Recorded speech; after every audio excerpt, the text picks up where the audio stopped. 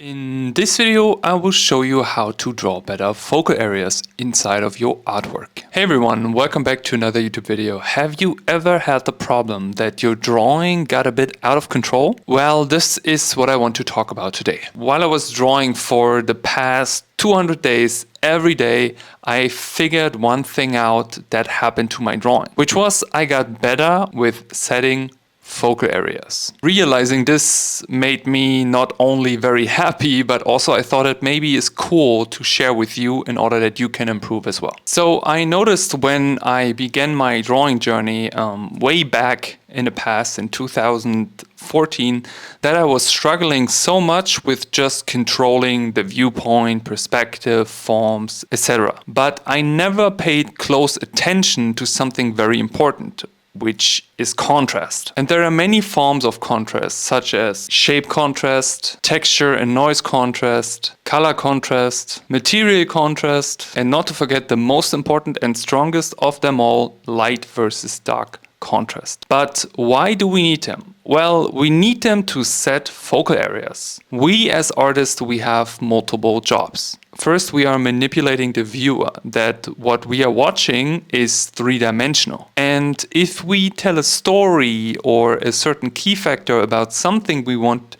the person to look at, we need to control these things. So how do we do it? Well, we control the contrast. And today I want to talk about the specific forms we can find inside drawing. First and foremost, I want you to take your last drawing and I want you to objectively look at your drawing. Ask yourself these questions. Do I control the focal area? Did your lines create too much noise in certain areas? Do you make something too dark or something too light? And let me actually show you some of my drawing examples where I did things well and where I did things not so well. This one here, for example, is something where I did not control the focal area very well. I was more going with a spontaneous flow of drawing things, but I didn't really control what is the first viewpoint for the viewer. I didn't really control what will be my darkest thing because I made all the hair of the girls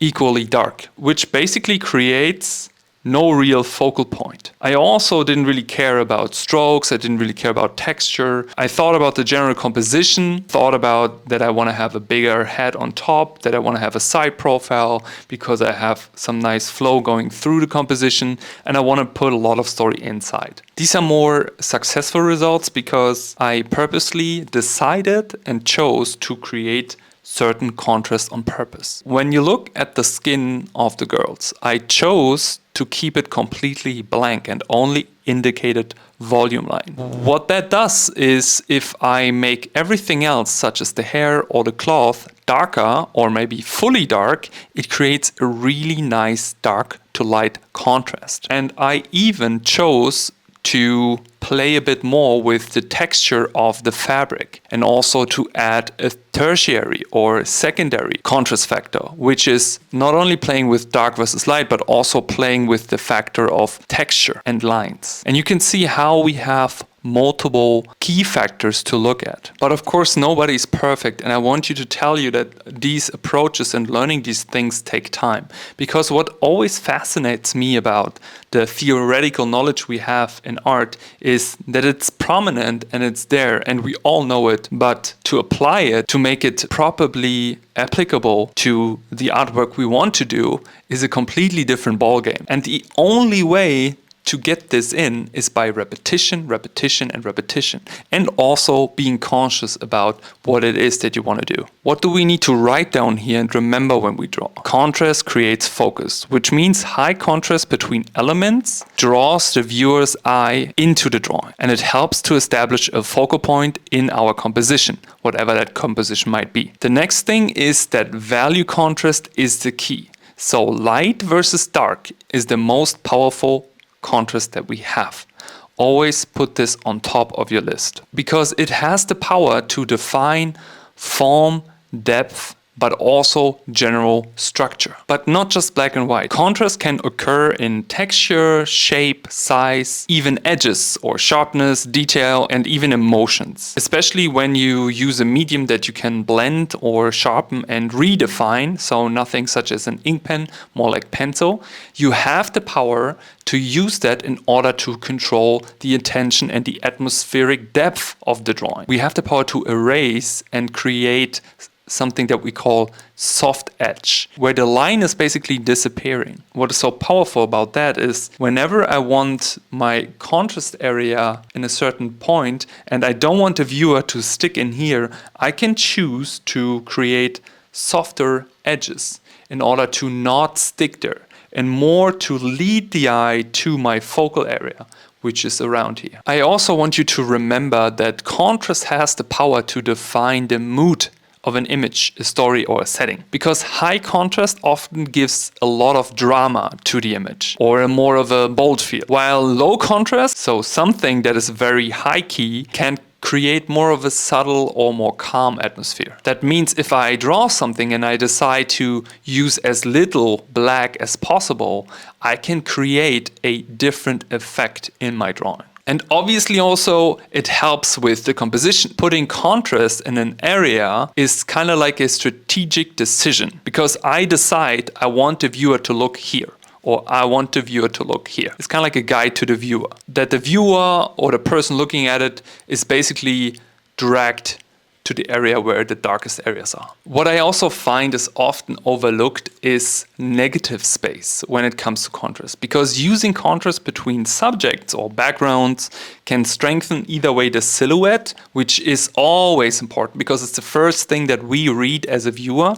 or the general readability. And of course, contrast can also be symbolic. So artists in the past have used contrast to express things such as good versus evil, light versus dark, chaos versus order, all that thing, right? There are many, many powerful tools, but of course we need to be able to control it. What is really important here to share for me is that I don't want you to be overwhelmed by contrast. I want you to try to use it and make it your tool, because it is a very, very powerful tool. And rather doing something chaotic such as this drawing here, where I used too much of the brush and too much darkness and I don't have any contrast point anymore, start slowly attacking contrast as a tool by making clear decisions, because contrast is really about making decisions. Even if you say, hey, you know what, I have problems just thinking about drawing a box in perspective or just doing simple things. Don't worry, you get there. But that doesn't mean that you cannot start observing and be aware of things such as contrast, because it's very, very present. And if you continue to draw, you will get there, which means you will have to tackle that topic eventually. Okay, so this is a lot of talking, but it wouldn't be a video of me if there's no homework. So I want you to start learning and practicing to control contrast. So how do we do that? So first I want you to try to control contrast with noise, and I give you an example. So your first homework is, I want you to draw a subject of your preference, and I want you to create contrast while only using lines. Okay, so you only use line work in order to create contrast. The secondary step of that is controlling and adding contrast through noise. So anything from little dots, little strokes, and little indications of texture. Try to set a focal area, such as the chest, the face, or any other thing on your object. And then, if you can, push the darkness in these areas as much as possible. Look at where could be a nice cast shadow. Where can I push the terminator? Where can I push the ambient occlusion?